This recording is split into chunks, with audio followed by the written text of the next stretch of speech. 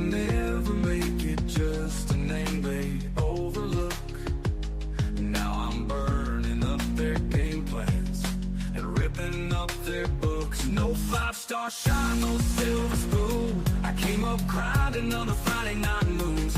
Now they feel me coming like a 4th down blitz. Got 'em talking sideways, throwing fits. But I must admit, I can't quit. 'Cause I'm the outlaw of college football. Ain't no stripes can hold me back. I don't need their legacy or no booster money stack. I don't bow to no tradition.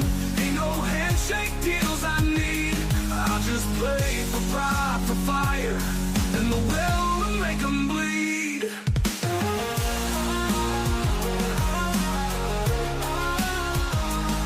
I ain't on your media darlings list. No Heisman hype, no clean-cut script. But every time that whistle blows, I leave my soul out on that road. They talk about dynasties and brands, but I built mine with my own hands. Ain't got no statue, no parade, just broken dreams and lines I've laid. I'm the outlaw of college football, the storm they never saw. I don't fit their pretty picture, but I still outrun them all. Don't need no love from ESPN, just a line to cross and dirt to win. Yeah, I'm the outlaw, forever letting this brawl. Woo! And that is the Outlaw of College Football song. A lot of people really love that song and get a lot of compliments on it. I never played the whole thing. Y'all let me know in the comment section if y'all do want me to play the whole thing, and I will. Who we got in here already? We got Holy Alliance in the house. DeBoer should be fired. DeBoer should fire Ryan Grubb and Chris Kaplovich, or DeBoer will be on the hot seat. I agree. Ryan Grubb, definitely maybe Chris Kaplovich, and a few others. And I'll probably talk about that tomorrow. I think I'm going to do an interview with Jonathan Lewis about that. He's more in tune to that kind of stuff, as well as some transfer portal news for Alabama and Oklahoma and other teams out there. As you can see in the title, it's going to be some college football news. Anything y'all want to talk about college football, any team is welcome in here. An Alabama legend calls out DeBoer, Oklahoma, and some Oregon news, possibly, if we can get to it. So let's go ahead and bring up something that was made today by yours truly that a lot of people are having a good chuckle from, but this is really not that funny, to be honest with you, because I actually do feel this way. I feel like Alabama and their fans have just been basically scorched and burned at the stake for that performance by Alabama versus Indiana. But this is how Alabama fans feel. If y'all haven't seen it already, I'm going to bring it up right now. Let me go ahead and bring it up for y'all. Get a little chuckle out of y'all before we start here. Yeah. All right, here we go. Y'all ready? Here we go. Let me see if y'all can see that. Yep. There it is. Rough, rough. Louder! Rough, rough. Oh, rough, rough. And that's a visual of how Alabama fans figuratively felt after that loss in the Rose Bowl. We took a beating and we got embarrassed everywhere. Social media just laying the smackdown on us, Kalen DeBoer.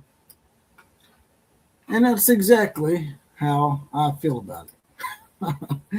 Y'all can go check out the full clip. I go into a little more detail. It's not very long. It's about almost a 2-minute video. It's a short. So go check that short out if you want to see the rest of it. That was the first 30 seconds or so of Kalen DeBoer getting his ass whipped by Kurt Signetti. I think it was stolen out of the scene of Dead Poet Society. I got it off of TikTok, but I've used a mirroring imaging program that's hopefully going to keep me from getting demonetized. By the way, if y'all do want to donate to the shows, you can see it scrolling across here, JPC316 on Venmo and $money JPC316 on Cash App. That way we can cut out the middleman, that being YouTube, who likes to censor me quite profusely. You can also rejoin the Outlaw Posse, $2.99 a month, 75 cents a week, just a half a bottle of water for the Outlaw. Like I said, you get your badge, you get deputized, you get a random Four Horsemen shout out, as well as possibly be the comment of the day. See who else we got up in here already. Big Kev's in the house. He's our resident Clemson Knight. David Orwig says, how's your eye doing now? It's my left eye, and I still see this image, this, I don't know what you would call it. A lot of people try to call it a floater, but I don't know if it can be considered a floater. It just looks like a conglomerate of squiggly stuff over here from time to time, especially if I move my eye back and forth. But I appreciate you asking, David. I'm supposed to get checked out tomorrow by the optometrist at 2:45. Lad says he loves the song. Yeah, a lot of people do love that college football song. So I'm going to bring up the Alabama legend actually calling out Kalen DeBoer in just a second. It's a whole new world. The Big Ten has more money. We're in a transition phase, says Daniel Looney. Yeah, they do have more money. I just don't see how people could want to play up there, man. It's so damn cold, man. I hate cold weather. We get it here in Alabama, but a lot of people up north don't think we do. The only place that don't get really cold weather is South Florida. The rest of the South, it gets cold, man. It got down to 15 degrees here in February last year, and it got down to the low 20s already in December of this past year. So it gets really cold here in Alabama. Roy Miller, I appreciate you joining the Outlaw Posse. Roy Miller is mounted up and saddled up and ready to go. If y'all want to get your badge like Roy Miller just did, just join the Outlaw Posse. It's $2.99 a month, 75 cents a week. So he's glad to be back in.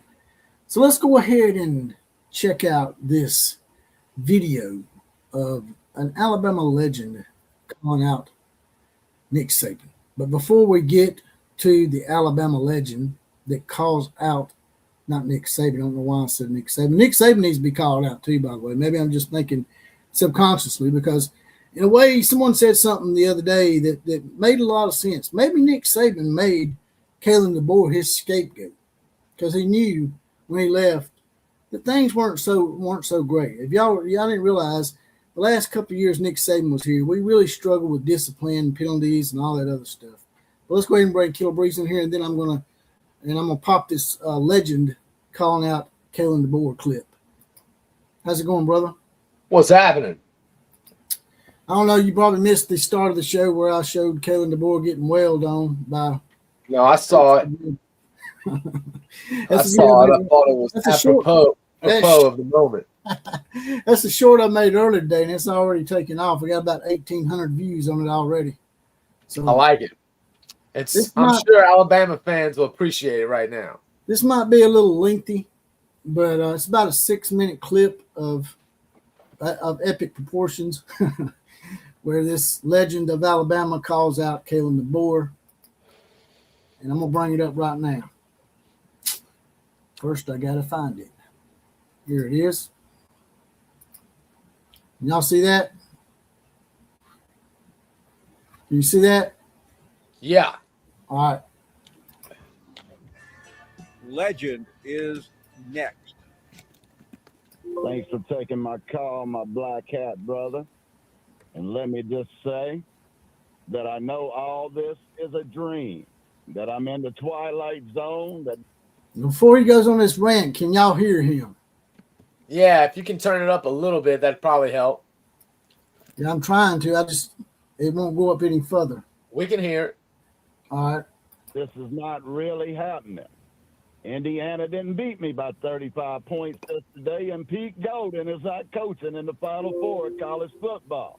I know this is a dream. I'm going to wake up any moment. I know I'm going to wake up any moment. But hell, unfortunately, it ain't a dream. It's a damn nightmare, Paul. It is a friggin' nightmare, man. I mean, it's bad enough last year that I had to call Vanderbilt my daddy after beating their ass for 40 years and watch the Commodores tear down the goalpost and tote it down the middle of the street in Nashville and stick it up my behind. That was bad enough, Paul. But now this year, they call French Lick, Indiana, my daddy. French Lick, Indiana. Does it get any friggin' worse than this, Greg Burns? What kind of plague have you released upon us? I mean, watching that game yesterday, I felt like Larry Bird was dropping 60 points on my head and telling the crowd to get this old-ass powerhouse off of him before he puts 100 up on us. What kind of crap was that, Greg Bird? Most embarrassing performance in the history of the program. I've seen better game plans on the day of the Hindenburg, dude. What kind of pathetic mess was that? No expiring. It's like the moment the rain touched us. Oh, we too soft. We too delicate. We a finesse team. Let's just roll over and show the nation that not only is the dynasty dead, but those that are playing to represent it don't give a damn about it. I'm going to stop it for just a second just so they can't do what they do and say that I'm, copyrighting and all that mumbo jumbo bullshit. But so far, what do you think about this? Want to hear more? Of course. All right. Now we broke up the censorship. Let's try it again. Coach Zanetti had his team ready. Coach DeBoer, you look like your team was at a spring practice, dude. 100 years from the day that we changed college football, you changed college football again by taking a mighty Crimson Tide that many a great men like Nick Saban and Bear Bryant had built into the greatest power thing that the world has ever seen and turned it into a weak-ass Joe Biden-looking sleep at the wheel buckle crap. Somebody need to wake up down there. I heard all the experts yesterday talking about Alabama don't have a running game. I wonder why Alabama don't have a running game. I never hear any of them experts talk about Alabama never pulls a guard, never uses a lead blocker, never brings an H-back in motion to block the edge. You know why Alabama never does that? Because our offensive coordinator, the guy that I thought was going to bail us out of this situation, is a complete moron in the running game. That's why Seattle got rid of him. That's why our 5 offensive linemen look like 5 sumo wrestlers up there, 5 giant gummy bears, and they touch nobody on the second level all damn year. It's time for some changes, Coach DeBoer. 3, 4, 5 years without a title, brother, is going to get your ass run off. With you. Why don't you change it and correct what needs to be corrected? I hear Cam Newton and Ryan Clark talking about, oh, I know the Alabama fan base. I lived among them down there. I know all about the Alabama fan base. Let me tell you something, Cam Newton. You was an NIL baby before anybody else, dude. You played for whoever gave you the most money. You didn't have no damn loyalty to Auburn, and you damn sure don't know nothing about the Alabama fan base, dude. It ain't that we don't know the Nick Saban era is over. We know it's over. But we want to know why the hell in this new era that Indiana is beating our ass by 35 damn points. Somebody explain it to me. Somebody explain it to me. You don't know a damn thing, Ryan Clark or Cam Newton, about the Alabama fan base. Won't you stick to what you know? Because it ain't us, brother. It ain't us. Will Sanders said today, to be a great football team, you got to be physical and mental. Well, Alabama's a soft-ass team, and we are a babbling idiot and need a shock treatment. Somebody get me a plane to Michigan and see if we can get them to change their damn mind and take this coach off of our hands. Greg Burns, you need to pull your best mile more and get your ass on a plane and see if we can get Kurt Zanetti to come to Alabama. It's a shame what this coach has turned us into. Now, Greg Byrne, all 4 coaches in the Final Four are from the Nick Saban tree. And our coach is from the Sioux Falls, Eastern Michigan tree. What kind of plague have you put upon us? Extension my ass. Get it together. If we're stuck with him, get him the resources and the coaches to run the damn ball before you destroy Ezekiel Crowell's career, just like you destroyed Ryan Williams' career. Get it together. This is an embarrassing moment that can't be erased. We let Indy effing Anna disgrace us before the world. There's no coming back from that unless we get a whole new regime from the janitor to the AD. All y'all are on notice. Get it together, or all y'all can get a U-Haul and get your ass out of town. Elvis has left the building. Elvis has left the building. I know it's a little lengthy, but I enjoy it, man. I can't help myself. I'm sorry if I bored y'all, but I had to let y'all hear that shit because I thought it was epic. I was hoping that the volume was a little bit better. Hopefully y'all was able to hear that shit. It was an epic rant. The guy was, I'm not surprised. I told you myself that I figured Alabama fans were going to be calling for for DeBoer's head because what was on the field on display against Indiana was not what we know to be Alabama football in any way, shape, or form. At least you understand it as a rival fan. Most rival fans are taking gleeful, spastic glee in Alabama going down. And then they say, y'all trying to get rid of the man just for losing the game. It's not that he lost, man. It's how he's losing. Like you said, the product he's putting on the field, it's not like we're getting beat by a touchdown or even 10 points. We're getting blowed the fuck out, man. Excuse my language. There I go. I dropped one already.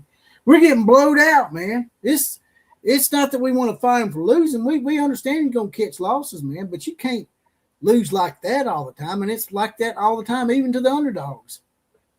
Yeah. No, I agree. I mean, it doesn't look good. It just doesn't look good, and it's certainly not gonna appeal to most college athletes. They're not gonna want to play for a team that looks like that. So it hasn't hurt them in recruiting up to this point, but if you continue to, play big games and like that and get embarrassed, then eventually it will. And he's, well, it's like you said before when I was talking about Brent Venables. I mean, you said it's not how many he loses, it's how he loses them and who he loses to. Yeah, you can't continue to the hell. You can't continue to at a certain, it's about winning, man. I mean, at the end of the day, that's what it's about. It's about winning. And if you're going to lose and you continue to get embarrassed when you do, it's just going to shorten the time that you have at the wheel. My favorite thing, that whole thing, was what me and you discussed earlier today when he started talking about, he wasn't just ranting. He started talking about what they needed to do to get the running game right. Yeah. Pulling a guard, doing a toss sweep, doing something different besides running straight up the middle. He was laying it out there, man. He's putting some football terminology in there with his redneckness to go with it. Well, and eventually, and at a certain point too, you got to know your personnel and know what you're good at and what you aren't good at. And clearly, running between the tackles is not what Alabama or Oklahoma is good at. So why are we doing that predominantly? I mean, we're not just doing that more than not. We're doing it most of the time. That's how we're running the ball. It's so crazy to me. Storm 4601 has his badge. He's deputized. He's back in the posse. I always admire a man who can control his emotions, but well said. Yeah, a legend don't really control his emotions very well. When I put a legend calls out the board and the thing, people automatically think that it's some famous Alabama player. It wasn't my intention. I didn't realize that sort of looked at it after I'd done it, like they're gonna think I clickbaited them, but that's his nickname on the Paul Feinbaum show.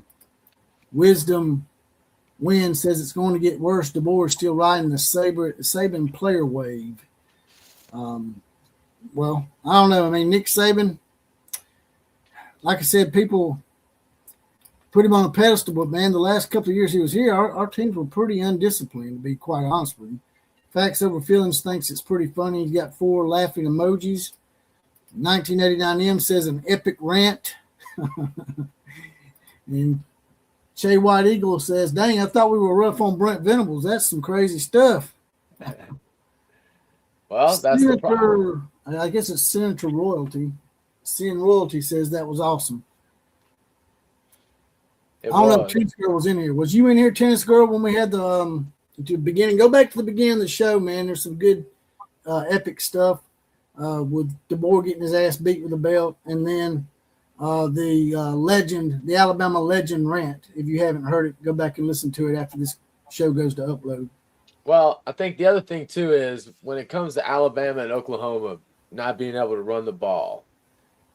You know, let's talk about what we were talking about, what you brought up earlier about Indiana and their blue chip ratio status and their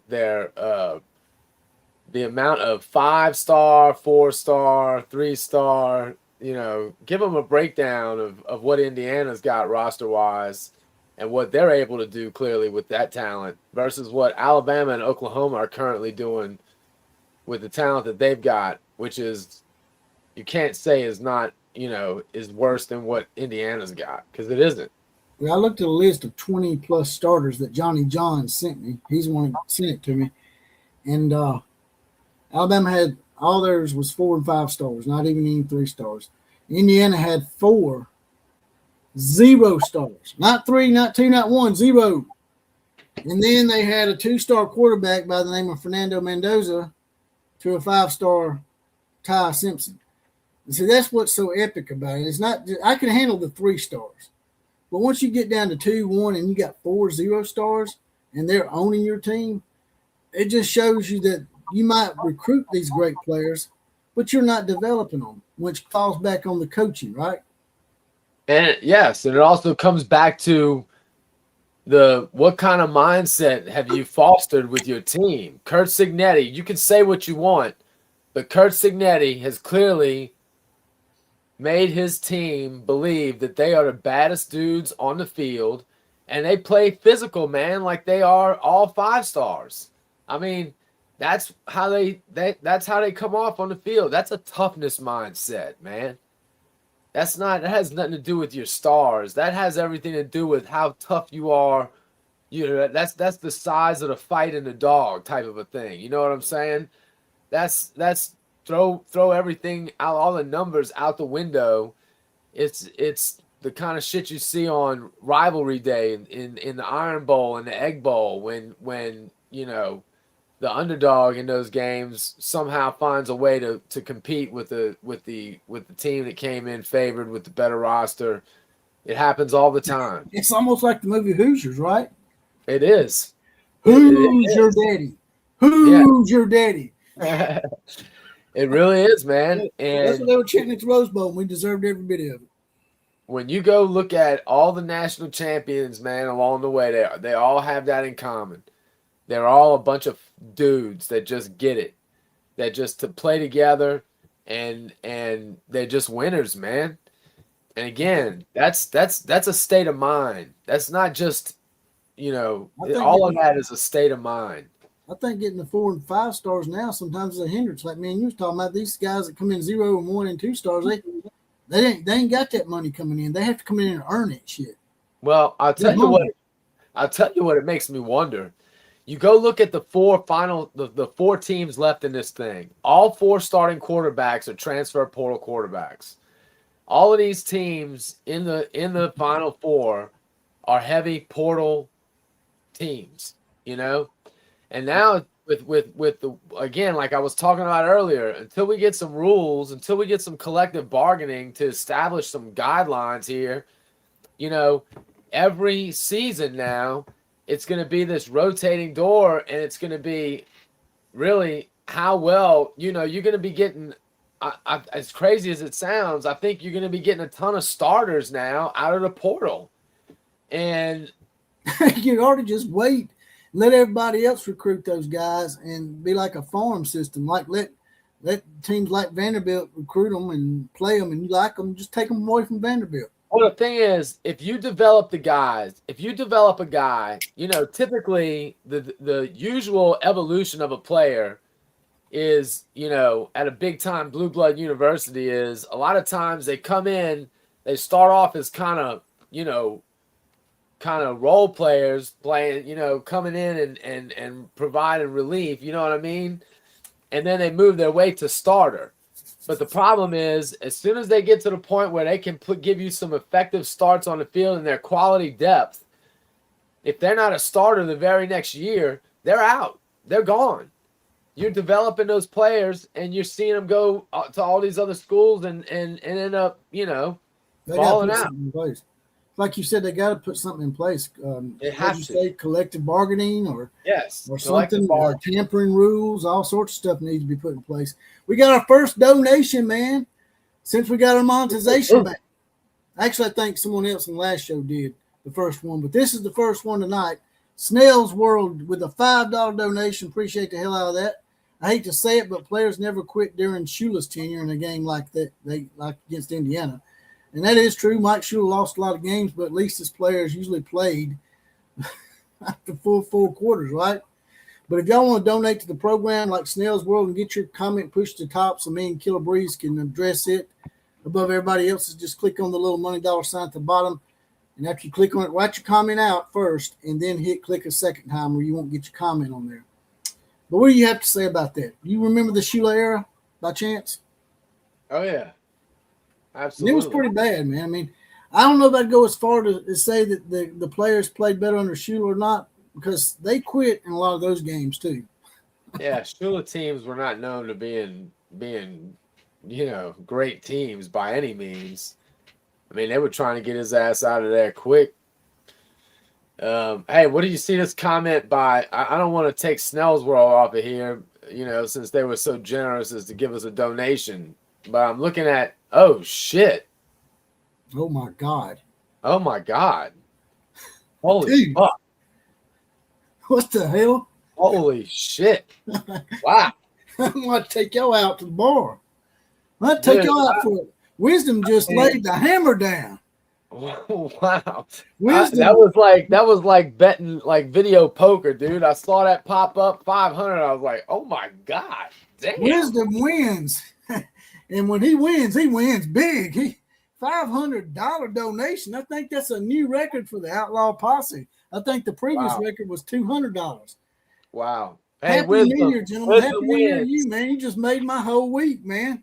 I was just about to say, Wisdom wins. That's a really awesome thing to do, man. We appreciate that. And especially with the shit I've been going through, I've been telling Killer Breeze, man, I've been going through the shit here lately, and I ain't gonna get into it. I ain't gonna cry my heart out in here.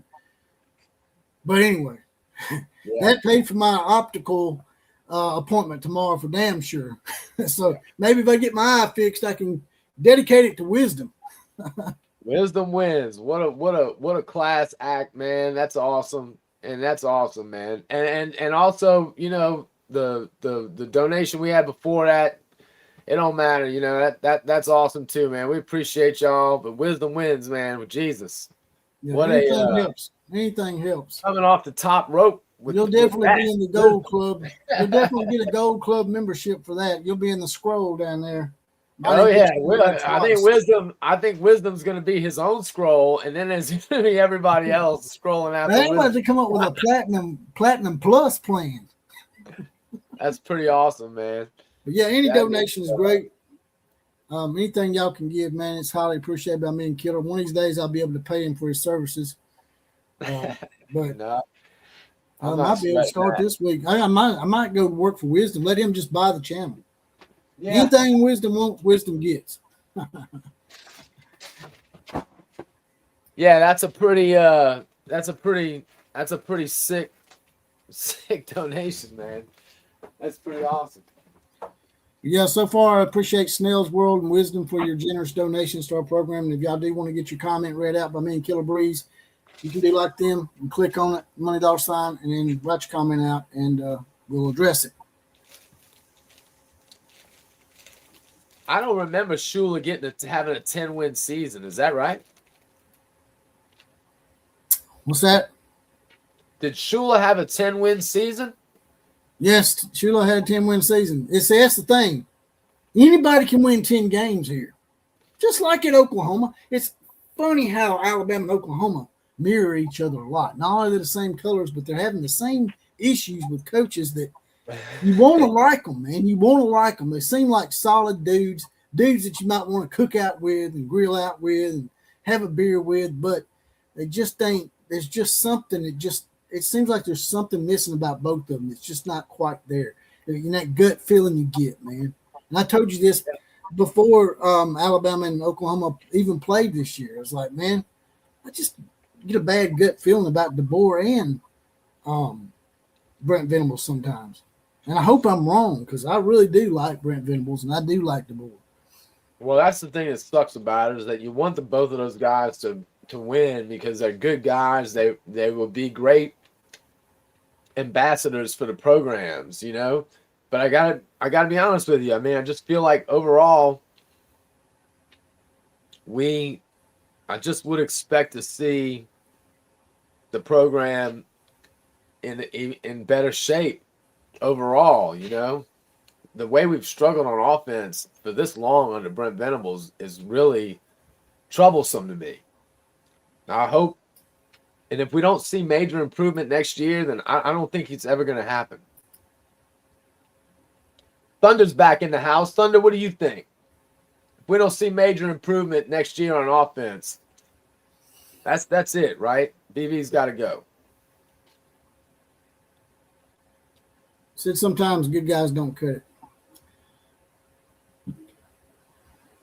But the only Brent Venables to me comes across as a really tough guy, but a hell of a defensive coordinator, man. It's obvious that the short time that he's had to make that defense what it is after the way it was left by TBOW, Tebow, the bitch out west, that being Linky Stinky, Linky boy, jackass out west. I'm going to build a border around the state of California. Well, they actually did have a good recruiting class this year, but Jonathan Lewis was explaining to me how it's somewhat misleading, or it might have been you. It's somewhat misleading why it's ranked that high, but it's really not. Yep. Really a number one class per se. Yeah, man. It's also going to be real interesting to see if he's able to keep this class together because from what I've heard, the thinking is they know that they've promised way too much in NIL, and so they're not gonna, they're not gonna be able to come through on a lot of it. So I don't know if even though the class that he signed, I don't know that he'll be able to keep it together.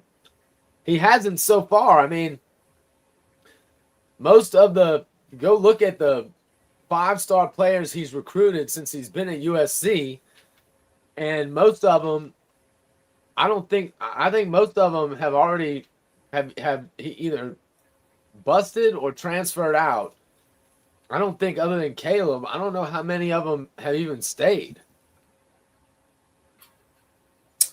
Yeah, I've got a list of players who are going and coming from Alabama and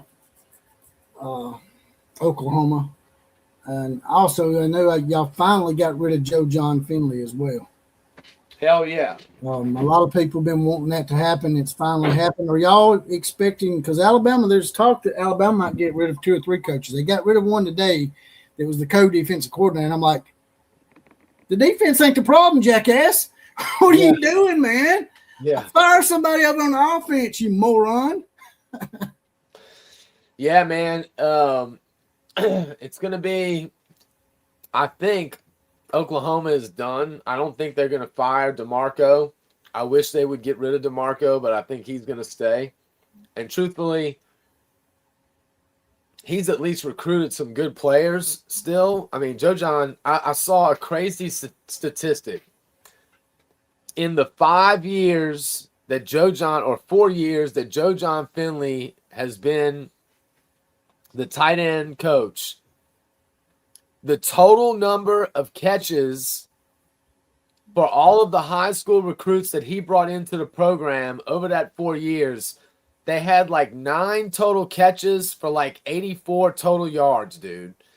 That's the total production from Joe John Finley in the tight end room since the time he's been the tight ends coach. That's beyond ridiculous. Thunder, that's right. Taylor Tatum did enter the transfer portal. Yeah, I saw that today. I was looking up some stuff on y'all to see how many He clearly did y'all had, and Tatum, I guess he just ain't cutting it. But Dude, I am sooner ask as a question of you, but it could also be directed to Alabama as well. And you get this all the time, and I really don't. It's sort of a question I don't like, because it's like you're saying that Alabama and Oklahoma ain't good enough to get better than whatever coach they got. And it's not about the coach to me. It's about the program. Alabama and Oklahoma are bigger than just one coach. And he says, who are you going to get that's better, Killer? Who are you going to get that's better than Brent Venables or Kalen DeBoer? There's plenty of people out there that you can get, man. Yeah, because it's Alabama and Oklahoma. Yeah. I wouldn't. I mean, certainly they could get a talented coach, but I would like for it to work out with Brent. That's what I'm saying. He's done well enough with the defense that we've given him a lot of slack, and I'm even willing to give him another year. Like, that's what I'm saying. As long as I see major improvement on the offense, I'm talking about an offensive line that actually is good at both pass and run blocking. A running game that is respectable again, where we're putting up 100-yard rushers on the weekly. Tight end room that actually can do both catch and block. We got a good commitment today from a big mother son of a gun from Florida. So we've taken a big step forward in that regard, but he's only got 1 year of eligibility left. So, but again, as long as we see major improvement on the offensive side of the ball and the defense maintains, I'm good with BV. And if it can work out, great. But man, if we take a huge step back next year, particularly because the offense is still mediocre at best, then he's got to go. He's got to go. That'll be 5 years at that point. You had 5 years, and the offense is a joke. You got to go. That's true. Snell's World said someone said it's getting farther from 2020, and then I bring up 1992, which is still my favorite. They give me a blank stare. And it isn't Saban. Now, a lot of people will say that. They'll say, this one guy was saying, you're going back to the days of Alabama after Bear Bryant. What people don't realize is after Bear Bryant, no, we didn't win a national title immediately, but we went through Ray Perkins and Bill Curry. But the coach that come in 1992, about 10 years after Bear Bryant retired, it was just 10 years. Gene Stallings won a national title. So we ain't just Bear Bryant and Nick Saban. You know what I'm saying? Just like Oklahoma's not just Barry Switzer, or a number of great coaches that you got. Bud Wilkinson. Y'all not just Bud Wilkinson and Barry Switzer. Yeah. Because you got Bob Stoops who won one, right? Yeah. No, I mean, listen, it's people need to, anyone that's really going to honestly argue about Alabama's pedigree that's just dumb. I mean, that's just dumb. I can't take someone like that serious. I mean, because they're clearly just trying to antagonize you. That's all they're trying to do. You might know this guy right here, but you don't recognize his new name because he's like 007 of the internet. He's the podcasting sensei, is what I like to call him. T-Town Media, is that Jonathan Lewis? Ding, ding, ding, ding. You got it right. I don't know how you knew it, man. He's got so many faces, man. He's like the faces of death or something, man. He's just like all up in here, man. Is He's that everywhere. is that Titletown Media? He's everywhere, man. Just when Is you that think what- Jonathan's gone, he'll come up somewhere else. You won't even know it's him, man. He'll sneak up on you. Is that what T-Town stands for? Titletown, right? Is that right?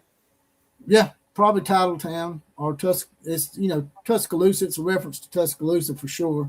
Oh, T-Town. Okay, never Yeah, mind. Tuscaloosa is Titletown, and people get pissed off when we say that, but they think we're being cocky, and we are. But it's like Oklahoma. Well, I mean, it's what you're supposed to do when you're sitting on top of the People's mountain. like, man, what? Y'all expect to win a national title every year. Yeah, and if you don't, you're not ever going to win one. Yep. That's why Alabama, Oklahoma, Ohio State, LSU, all those teams win because they expect to win. Well, It's that's like what Cincinnati. I was about to say. It's so funny because a lot of fan bases that are trying to take shots at Oklahoma will obviously take the low hanging fruit, and I would too. Be like, you act like you guys haven't even won one. You act like you're surprised that you're not winning national championships. Like, yeah, we are. Every single year that we don't win a national championship is a surprise. That surprises us because we expect to be in the hunt for a national championship every single year, and it won't matter if we go another 20 years before we win another one again. It will not matter. It'll be expected every year. I saw that 500 again. I was like, damn, it's still. I did it on purpose. I was messing with you. I was going to see what you say. I was going to say, dang, you made $1,000, man. We're both about to quit our jobs and go work for Wisdom. It's going to be called the Wisdom Network. I wish, man. We got to start. We got to go back to work tomorrow. A whole new, starting all over again. Another year. Jonathan wanted to see who was up in here throwing all the money around. So there it is, Jonathan. It's Wisdom. Wisdom wins 50-94, coming in here like a baller. Matter of fact, Wisdom says, agreed, Outlaw. Who knew Signetti before he went to Indiana? It takes strong work ethic in the. I can't even read that.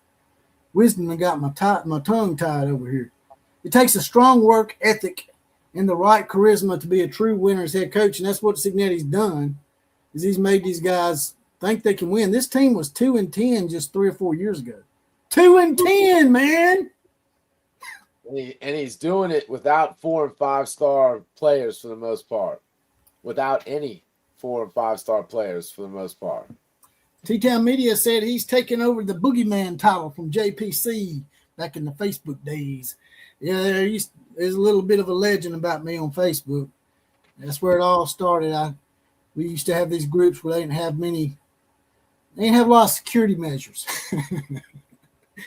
And so we used to go in there and we would shut down Facebook groups, sports groups, rival sports groups. It was cutthroat, man. It was competition. Yeah. And now it sort of bled over into YouTube.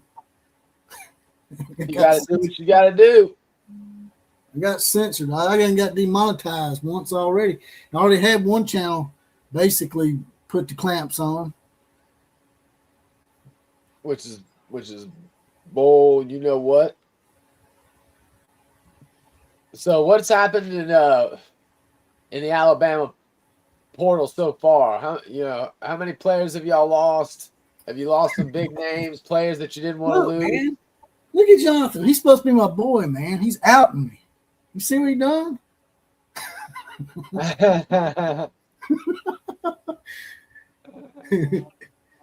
He said he made rules because of me, man. You believe that? Well, I mean, that's what happens when you're the boogeyman. Sound like Nick Saban in recruiting. That's what happens, man. I'll tell you a little story. Once upon a time, there was this Tennessee guy, and he was a bit of a Fruit Loop, the Skittle shitter. And I'm not just saying that. He was out there with it. At least he owned it, unlike Steve Lee's. But Steve might own it. I don't know. We've never asked him directly. But anyway, I went into his group. He kicked me from his group because I call Tennessee puke orange or something, man. I made a disrespectful comment towards volunteers because I don't like Tennessee a lot. Not at all, really. But anyway, in the middle of the night, about 3 o'clock in the morning, I created a fake profile and got him to add it. He added me to his group, and then I promptly changed my name to his name. His name was David Larson 97 or something. So I changed my name to David Larson 97. I went in there at 3 o'clock in the morning. And I told everybody that there was a virus connected to the group, and everybody needed to leave the group. And everybody's going to reform the group. And he lost about 2,000 or 3,000 members. And he had a big group, though, so it didn't really hurt him that bad. He had like 24,000. But he lost about 2,000 or 3,000 members that night. And that's why they call me the boogeyman on Facebook. If y'all want to know that. That's just one of the stories. But now you can't do that kind of shit. They put the clamps on it where I can't do that kind of shit anymore. You can do whatever you want to do, man. Damn. Don't tell them. That's a secret. By the way, Thunder OU Sooner brings back announced that David Stone, they announced he's returning to Oklahoma, so they were able to re-sign Stoney. Wisdom says he's out. Good night, gentlemen, and Happy New Year, everyone. Once again, man, appreciate for the record donation. Wins. Hit me up on Facebook if you want to be in our multi-chat. We got a multi-chat, Wisdom. We have about 30 or 40 of us in. Jesse Paul Clark is my name on Facebook, spelled Jesse without the I. Hit me up on there, brother, and we'll hook up and, hell, maybe even be on the show with us if you want to. I'm sure Killer wouldn't mind having another Oklahoma person on here. That's right. And, hell, you can even give us some ideas about the show. We're always open. See? Now he's being nice. Now I think he's up to something. He said, that's the old JPC. He's turned over a new leaf. Alabama lost 15 to the portal. That's less than Oklahoma. I think Oklahoma's up to 22. To answer your question, Killer lost 15 in the portal and looking at bringing 7 from the portal for Alabama. Yeah. I think that's everyone's dealing with that large outflux of players. It's just going to happen. Can you see that? Yeah. All right. Says y'all got a 6'7", 269-pound standout coming in. Tight end from Florida, Hayden Hanson, has announced he's going to Oklahoma. So you got a big get right there. He's a tight end. That might be why they got rid of Finley, because he probably told him, if I'm coming there, that guy's got to go. Well, they finally Hanson's been the starter at Florida for the last couple of years, and he's been pretty reliable. He's obviously a big body. He's a big boy, so he's 270 pounds, and I think he's 6'6", maybe something like that. I said 6'7". 6'7". Shit. Here's one y'all was talking about. Taylor Tatum is transferring out. He's a running back. Marcus Strong, defensive lineman. That one hurts. Jake Taylor, offensive lineman. That kind of hurts. I mean, he wasn't a starter or anything, but he was good. He was good depth. Carson Kent, tight end. Not really significant. KJ Daniels, wide receiver. Not significant. Josiah Martin, wide receiver. Not significant. Logan Howland, offensive lineman. Significant. Gentry Williams, cornerback. Significant when he's healthy, but the dude is always hurt. Like Mr. Glass.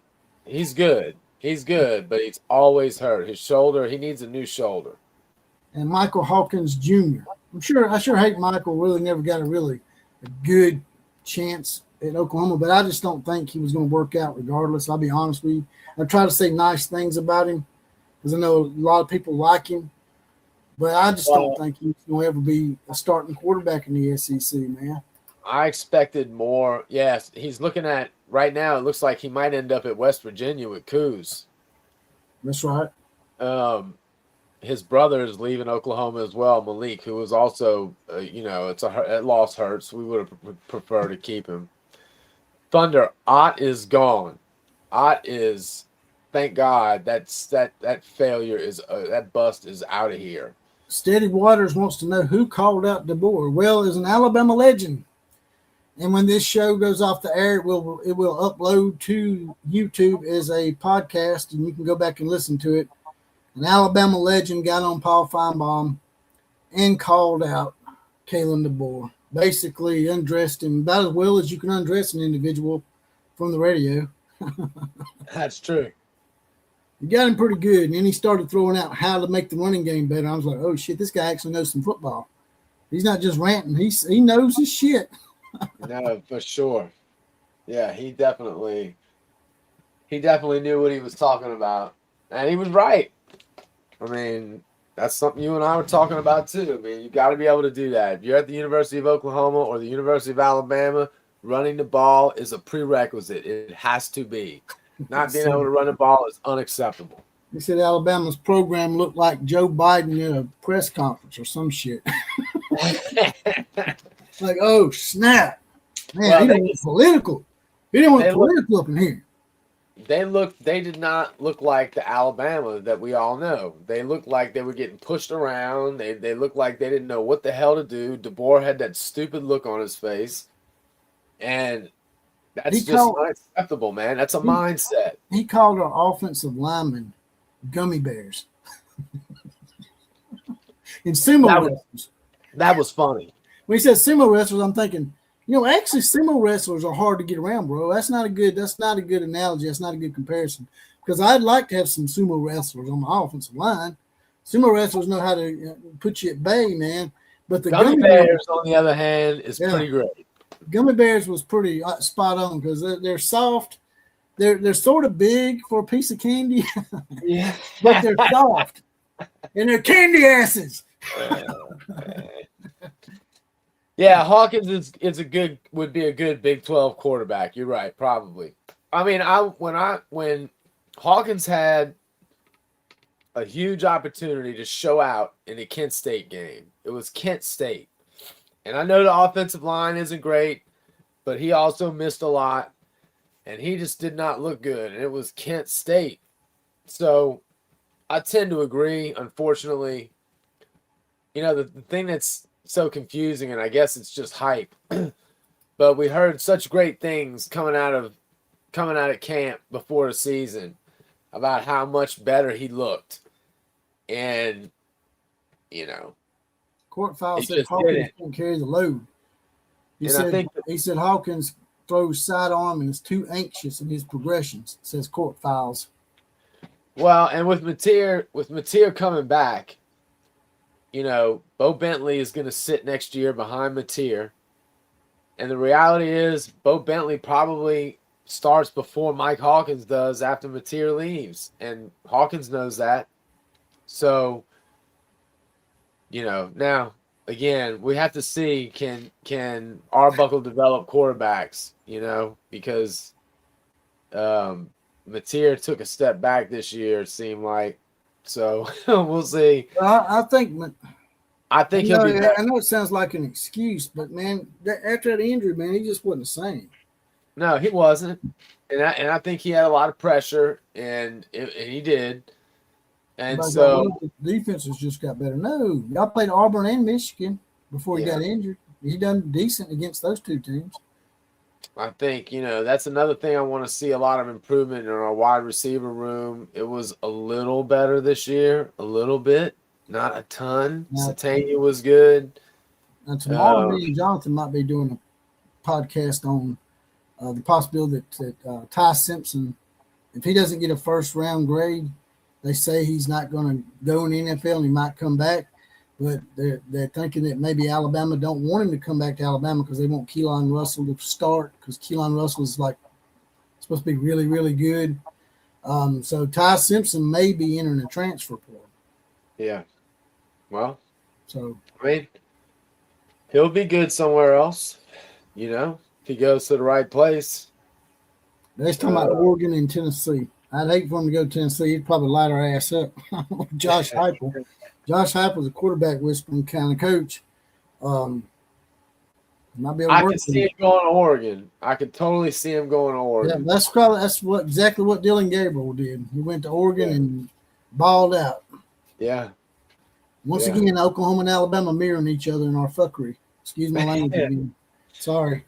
Yeah, it's frustrating, man. It's frustrating. That's why I don't want to see Oklahoma make, and it doesn't look like they're going to, because by all accounts, material is coming back. It's just, it's unofficial, but it's happening. That's why Hawkins left, because he knew he wasn't going to play.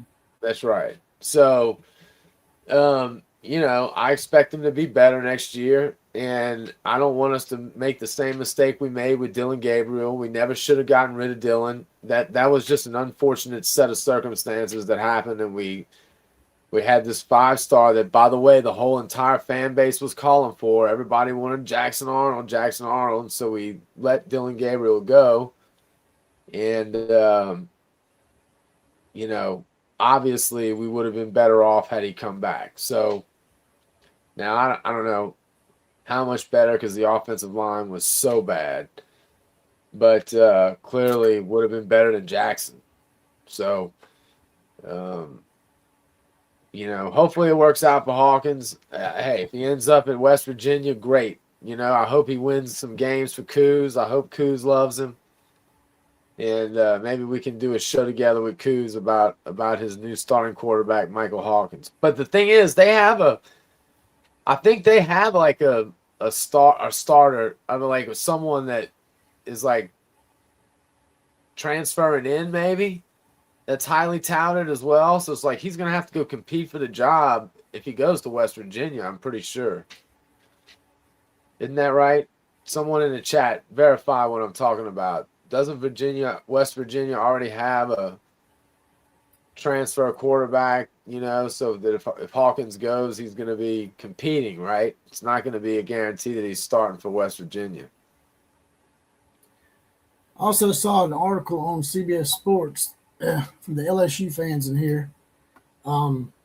Seems like Charlie Weiss is going to stay the course until these playoffs are over. At least he's going to be there for this next game. I know for sure. If he's going to be there for this next game, he's more than likely going to see it through. But a lot of the other assistants, they say, are not going back. They're going to stay in LSU, which lets me know that a lot of these guys didn't have plans on staying after the Georgia game, that they thought, without a shadow of a doubt, that Ole Miss was not going to be advancing. Absolutely. To me, that probably reflects what Lane Kiffin was thinking. Me and you talked about this earlier. Why don't you tell him what we was thinking? Well, I mean, he thought for sure that he wasn't going to have to worry about this, because he thought they were done, and it's killing him. It's killing him that they won that game, and he's probably regretting his decision. I would be. Like, I mean, dude, that's why I want Ole Miss to win so bad, for multiple reasons. Number one, the SEC better pray and hope that they at least make it to the final game, because we ain't looking so hot. Well, at least the Big Ten will be taking each other out in this round. Yeah, and I think Oregon can beat Indiana. A lot of people that think Indiana is just going to skate through. Oh, no. I think Oregon's got a good chance of winning that game, man. A very good chance. Oregon's been on the cusp of breaking through on that national title. Yep. Glass ceiling up there and getting up there to the national championship table with the big boys. Yep. If they ever get one, it might open the door like the Miami Hurricanes. Back in our day, Miami didn't start winning titles to the 80s, but when they did, it opened up a floodgate of titles. They ended up winning 5 of them. Yep, that's right. I think Oregon can do the same thing in a weak-ass Big Ten. I definitely think Oregon's got a great chance of winning a game. I pray to God that they do. I can't stand the Indiana fan base. It's going to be a travesty if they win the national championship. I'm going to be so sad if that happens. But, bizarre world. My team, Alabama, is good in basketball now. We beat Kentucky last night for the 4th time in a row.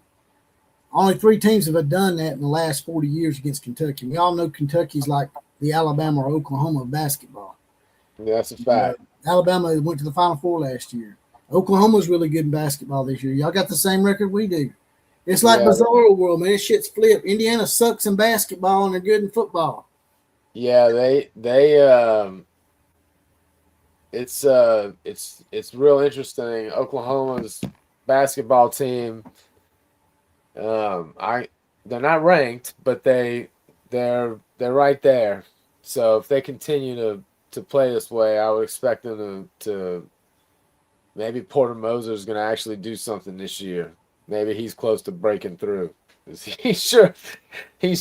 His teams always collapse once they get into conference play. Always. The last couple of years, they've done really well in the beginning out of non-conference to start the year, and then they get into conference play and just fall apart.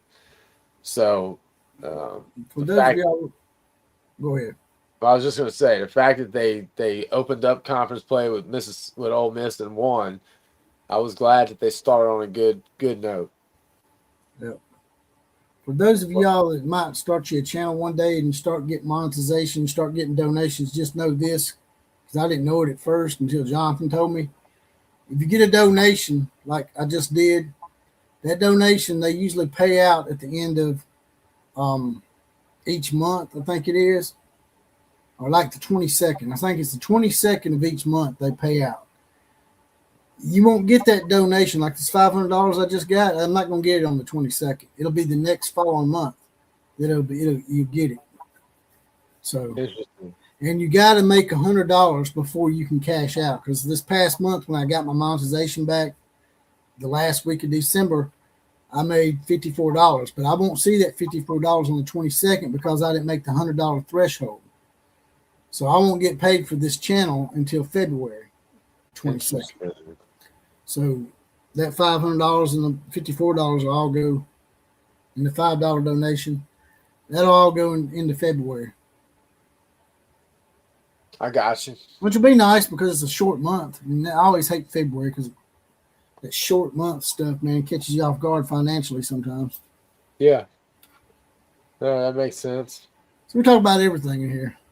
YouTube finances and everything. We're giving y'all financial course, trying to encourage people to make their own channels and all that good stuff. By the way, I'd like to ask y'all as well, do y'all like the new name, Common Sense Outlaws, or do y'all want me to go back to Outlaw of College Football? Because we're gonna do some now that we're gonna be in the off season, we're gonna have to kick it up. We're gonna have to kick it up a notch and do some fun shows. Snell's World said he's just glad we finally beat Oklahoma. It's been a while. It felt like it'd been a while, but it ain't really. It's because we played them so much. They had to play them twice in 1 year and played them last year. And all year long, Killer was playing possum. Man, I hate we have to play y'all on homecoming. Y'all gonna beat the fuck out of us. Hey, and y'all just take it easy on us, man. Tell your boys to take it easy on us, man. We just want to keep it close, man. Yeah, right. Yeah, that's You right. went there and just screwed up homecoming, man. Y'all like that biker gang on Grease when they come in there and just screw up the whole homecoming event and throw the damn motorcycles in the damn pool and shit. It worked until the playoff. I already knew. The other people didn't know, but I knew what was coming. It already happened last year. Last year, same thing. Oh, man, we just want to stay close. They didn't beat us by 21. Thank God we've got those 2 wins. I mean, that's the only damn thing we got over the last couple of years. Alabama gift wrapped a bowl for you last year. Merry Christmas. Then we gift wrapped you the playoff berth. Merry Christmas again. We'll take it. We'll take it every time. You can give it to us next year. We're pulling each other together, man. We're trying to get back to that promised land, the 2 Crimson Nations. Hopefully, but man, they got to do something with the portal, man. If they don't do something with this portal shit and these rules with it, man, it's going to make it hard for. I think it's going to make it hard on the Blue Bloods. That's the way it feels like. I mean, look at Ohio State and Georgia; they gone too. Next year, we need to pull for a Crimson Nations championship game. That's the goal for next year. Both teams to end up in the championship game, and then may the best Crimson team win. You know, got 3 votes here. Mr. John says Outlaw. outlaw of college football. Robert Fuller misses the outlaw of college football name too. The only reason I'm doing that is because I want to be able to talk about other stuff. I hadn't started doing it yet. I was going to do it today, and I procrastinated. I was going to get on here with Killer and talk about the Venezuela situation, which me and Killer both back and forth about it. I mean, I know that Donald Trump is the best candidate when it comes to who we had to choose from, but we also think that maybe, sometimes their choices aren't as Mary Poppins as they want it to make it out to be, man. It's just like, yeah, that was a great thing that you freed that country, man, but why did it take you 25 years to do that? I'm just saying, why didn't you do that before? Let them people suffer. Yeah, and they're an oil-rich country. They're an oil-rich country, so don't be foolish to think that doesn't have something to do with it. Obviously, too. Man. Look, I'll say this: Maduro. I didn't realize, which shows you how I kind of stepped away from the politic thing I was just needed a break from it for a little while. So I had not seen Maduro's public comments challenging Trump to come take him out. Yeah, he said, "Come get me, coward." Yeah, basically called him a said, coward. "Don't take too long. Don't take too long. I'll be right here waiting, you coward." And I mean, so in that regard, like, what do they say? F around and find out, and that's the ultimate example of F around and find out. He effed around and he found out quick. That reminded me of Ronald Reagan sending a missile straight to Muammar Gaddafi's house when he was talking smack. And Reagan shut him up real quick, blowing up his, I think it was injured like his wife or someone, and sent a missile straight to his house. So, in that regard, he asked for it. There are a lot of I saw a video of many Venezuelan people that seem to be very happy that he was taken out. So, Well, so those of y'all on here that if y'all are not Trump supporters, we're not trying to aggravate you or troll you or anything. It's just that,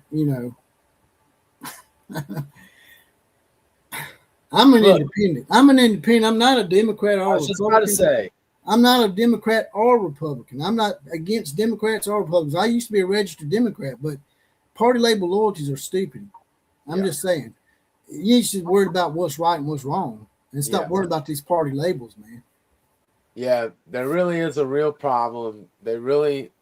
It's not about, this we fall for it all the time. It's not about hating your neighbor for left versus right, black versus white. It's not about that. It's about the oligarchy and the common folk, and that your freedoms and your life is getting stripped more and more of choices and opportunity, and their lives are getting richer and richer and richer. And they use this division to keep us distracted, and it works. It works so well. It's like the evil genius thing. And it keeps us distracted and not paying attention to the stuff that they're doing, like insider trading right in front of our faces. And we're so busy hating each other that we're not holding them accountable for the stealing that they're doing right in front of our face, man. Every single one of them in Congress is doing it. But because we're so busy hating our neighbor, the person we have way more in common with than these fools up above us, you got nothing in common with Nancy Pelosi. I promise you, no matter what side of the fence you're on. That's right. You got to watch what, God dang, man, we fall for it all the time, man. And it drives me crazy, man. Like, people don't hate each other on the basis that some people do, but there's more folks in this country that do not see color. But if you listen to the media, that make you think everyone around you is a racist. It's not true. That's a It's great point. bullshit. That's a great point because I mean that's how they make their money, man, is to keep people divided. But sort of changing gears, Snell's World says as long as Caleb Downs and Julian Sayin are out. I don't think Julian Sayin's going to be out. I think Julian Sayin's coming back for another year at Ohio State. Caleb Downs will probably leave. But yeah, we're sorry we got off on a tangent, but that's why we changed the name of the channel so we could talk about stuff like this when we want to. Maybe not in the middle of a sports podcast like we're doing tonight, but in the future we may start doing some of that. And if it don't really take off, then we'll just go back to the Outlaw of College Football name, I guess, at that point. It's hard not to. It's hard not to. In get conclusion, off. with all the stuff we talked about tonight, is there anything you want to add before I get out of here? I don't know, man. I don't think so. I think, again, I think we all need to be pulling for Ole Miss when it comes to these, man, I got to be honest with you.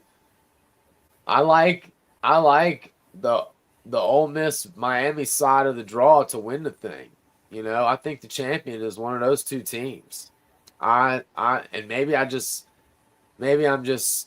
just want the Big Ten and Indiana. We're going to have so bad. I'd be okay with Oregon winning it. I really would, but I would love to see Ole Miss win it because of Lane. Go ahead. No, I was just gonna say I just love to see Lane Kiffin eating crap. That would be funny, man. I mean, can you imagine the look on his face, man, that he passed up the national title? Because there's no guarantees that he's going to win a national title at LSU. No, I mean, he might, but there's no guarantees. But the whole reason why he supposedly left Ole Miss was because he didn't think he could do that at Ole Miss. He thought he needed to be at LSU to take that final step and break through. He didn't like his chances at Ole Miss. And dude, if they win, he knows, because that even if he wins another national championship at LSU, he's still just going to be one of many coaches that have won a national championship at LSU. Had he won one at Ole Miss, he would be one of only two coaches and the first one in the last 60 years. So it's going to kill him if Ole Miss wins the national championship. I would like to see it happen, and we're guaranteed to see a pretty unique national champion. The most current person in the Final Four is Miami. They won it back in 2001 was the last time they won it. Yep. So it's been 24 years for them. Ole Miss won one in the 60s, and the other two have never won one. So we are guaranteed a unique national champion. Miami wouldn't be so unique to me and you, but to people that are in college, that would be unique to them. But Black Raider Steel says, hello, fellas. You had a lot to say last week. When I came on your show, I thought I would stop by to ask a favor. And what would that favor be? To get Lincoln Riley fired? Because if I knew how to do that, I would have done that a long time ago. I think you're a USC fan, right? He wants us to throw the U up. Oh, That's okay. My bad. He's a Miami fan. Now, I done that last week for you, bro. I did that last week. I threw it. I was just about to say that if Miami happens to win the game against Ole Miss, not only I want them to win it, and I think they will win it all. I really do. I think the winner comes out of that game. I think that. I just have a feeling that Oregon's going to beat Indiana. I see it coming, man. I see it coming. I think it's going to be Oregon and either, obviously either Ole Miss or Miami. And if I had to do what? I said a lot of us said that about Alabama too. We thought they was going to beat Indiana. I just want them to lose, man.